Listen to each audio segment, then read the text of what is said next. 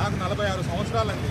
ఈ 46 సంవత్సరాల్లో చౌరస్తా ఇలా చూస్తే అలాగే ఉంది. ఓన్లీ సిగ్నల్స్ వచ్చాయండి అంతే. కానీ సిగ్నల్స్ వచ్చాయండి.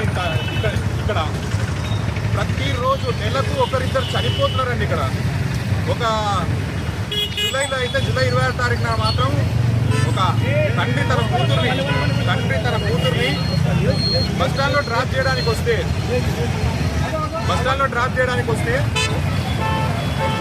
తండ్రి కూతురు ఇద్దరు చనిపోవడం జరిగిందండి. అంతకుముందు ఒక టీచర్ చనిపోవడం జరిగింది. చౌరస్తాలో మామూలుగా ప్రమాదాలు జరుగుతాయండి. ఫాస్ట్గా వెళ్ళి గుద్దుకొని చావడం వేరు. కానీ ఇక్కడ ఏంటంటే సిగ్నల్ దగ్గర నిలబడితే చచ్చిపోతున్నారండి. ఏం కర్మ సార్ మాకు ఇది? మా ప్రాణాలకు అసలు వాల్యూ లేదా?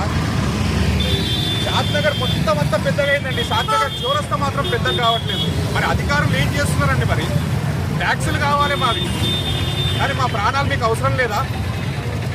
ఎన్నిసార్లు వినతి పత్రాలు ఇచ్చామండి. మున్సిపల్ శాఖ, ఆర్ఎండ్బి శాఖ వాళ్ళు రావాలి, మాకు సమాధానం చెప్పాలి. మాకు ఇక్కడ అధికారులు వచ్చి మాకు సమాధానం చెప్పాలి. ఎప్పుడు ఈ షాద్నగర్ చౌరస్తాని పెద్దగా చేస్తారు?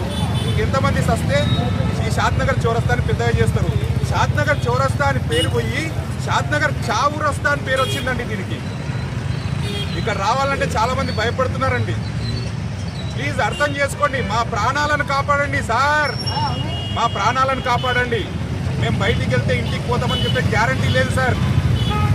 షాద్నగర్ చౌరస్తాకు వస్తే ప్లీజ్ షాద్నగర్ చౌరస్తాని ఏ విధంగా మీరు చేయాలని అనుకుంటున్నారో ఆ విధంగా చేయండి సార్. కోర్టు కేసులు ఉంటే మాకు చెప్పండి సార్. మేము పోయి జడ్జి గారిని బతికిలాడుకుంటాం, కాళ్ళు మొక్కుతాము. మా ప్రాణాలకు హాని ఉంది సార్ ఈ చౌరస్తా వల్ల. ప్లీజ్ సార్ మా ప్రాణాలు కాపాడండి సార్. చౌరస్తాను పెద్దగా చేసి దానికి ఎవరైనా అడ్డుపడితే వాళ్ళని కఠినంగా శిక్షించండి సార్.